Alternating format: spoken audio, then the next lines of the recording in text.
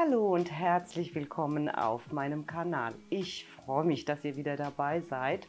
Heute mache ich es mal ganz kurz und bündig. Heute mache ich einen richtig guten, authentischen, orientalischen Hummus. Und dabei gibt es zwei Dinge zu beachten. Als allererstes, also Olivenöl gehört niemals in den Hummus mit eingearbeitet. Olivenöl ist immer ein Topping obendrauf und dann gerne reichlich, aber es darf nicht im Hummus mitverarbeitet werden.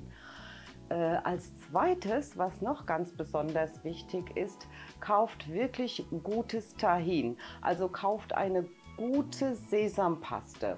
Die in den Supermärkten verkauft werden, also die sind meistens nicht rein. Also da sind meistens, ihr müsst da mal hinten drauf schauen auf die Inhaltsangaben. Richtig gute Tahinpaste ist aus 100% gemahlenen Sesamsaaten.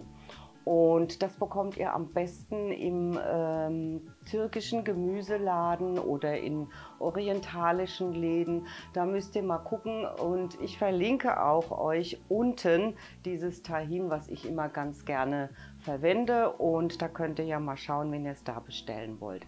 Das sind also die beiden Dinge, die sind ganz besonders wichtig, weil ein gutes Hummus muss cremig sein, muss leichte Wellen schlagen. Und ja, es muss samtig sein und das alles alleine bewirkt diese Tahin. Dann ist es noch eine Sache, also spart auch nicht mit dem Tahin. Also das beste Hummus habe ich gegessen tatsächlich in Ägypten, in einem kleinen Taucherort im Sinai in Dahab und in Bangkok, da waren wir in einem israelischen Restaurant und das hat also fast gleich geschmeckt und die sagen alle, also spart nicht mit dem Tahin. Es ist wirklich etwas teurer, aber das Endergebnis ist richtig, richtig klasse. Und wenn ihr gerne Brotaufstriche mögt, ich habe da eine ganz tolle Olivenpaste, eine Oliventapenade. Und die schmeckt auch ganz, ganz, ganz lecker. Ich verlinke euch die Olivenpaste mal oben und da könnt ihr gerne mal reinschauen, wenn ihr möchtet. Ja, also, dann fangen wir direkt an. Schaut mir einfach zu. Bis gleich.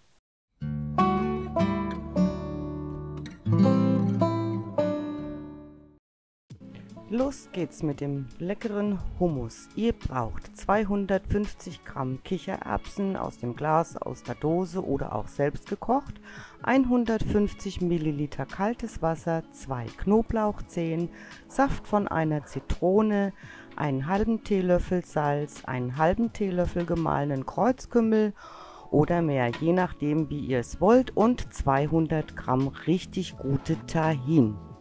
Die Kichererbsen habe ich jetzt in einem Sieb gut abgewaschen und abtropfen lassen und jetzt gebt ihr sie in einen richtig guten, leistungsstarken Mixer, schaltet ihn an und gebt nun langsam das kalte Wasser während des Mixens hinzu und mixt alles nochmal kräftig durch, bis alles schön cremig ist.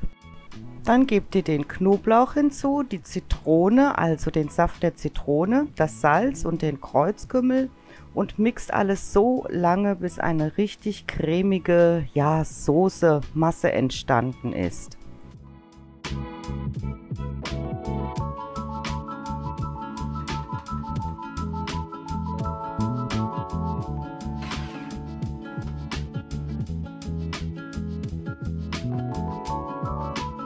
Jetzt gebt ihr das Tahin, also die Sesampaste hinzu.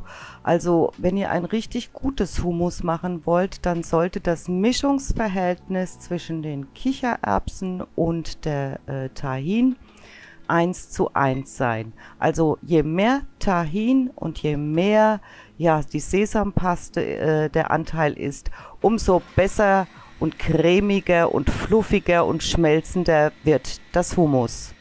Also der Hummus, das Hummus, ich weiß es nicht genau, soll jetzt so lange geschlagen werden, also mindestens 1 Minute, bis der so leichte Wellen schlägt.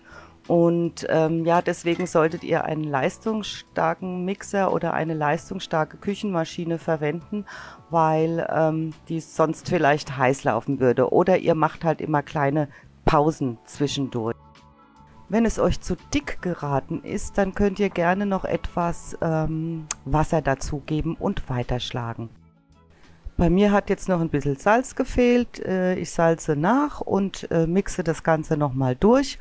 Und dann ist es auch schon fertig.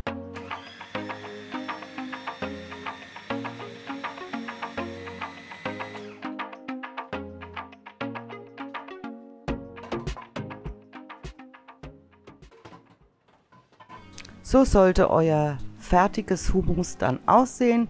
Richtig schön cremig, fluffig und samtig.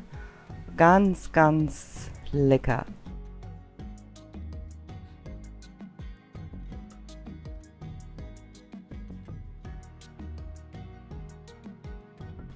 Jetzt streiche ich das Hummus noch etwas glatt und mit dem Kochlöffel mache ich dann immer noch solche Rillen rein. Und dann gibt es noch etwas, das ist ein Spezialgewürz und zwar nennt sich das Sumak. Das bekommt ihr also auch im türkischen Großhandel oder Gemüsehandel und das ist die Frucht des Essigbaums und damit wird sehr, sehr gerne noch so der letzte Pfiff gegeben beim Hummus und es gibt noch eine schöne, leichte säuerliche Note, die aber anders schmeckt wie Zitrone. Und jetzt erst kommt das Olivenöl dazu, das wichtige Topping. Ausgarnieren könnt ihr es dann mit Kräutern oder auch mit Kichererbsen oder auch mit Zitrone. Das bleibt euch überlassen. Viel Spaß beim Nachmachen, guten Appetit, danke fürs Zuschauen und bis zum nächsten Mal. Tschüss!